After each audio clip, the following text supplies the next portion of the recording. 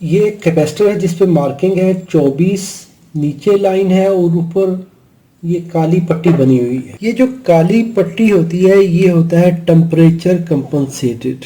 इसकी जो कैपेसिटेंस है वो टेम्परेचर के चेंज होने से चेंज नहीं होगी, जिसको हम टेम्परेचर कोएफिशिएंट कैपेसिटर कहते हैं। इसके बाद है 24।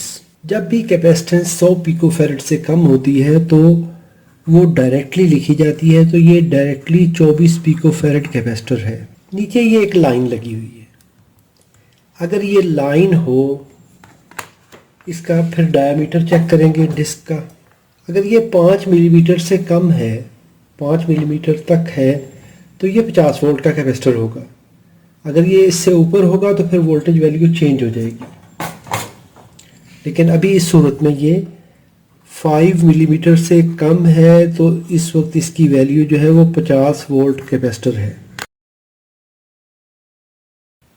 27.78 27.78 पिकोफैरेड कैपेसिटर है।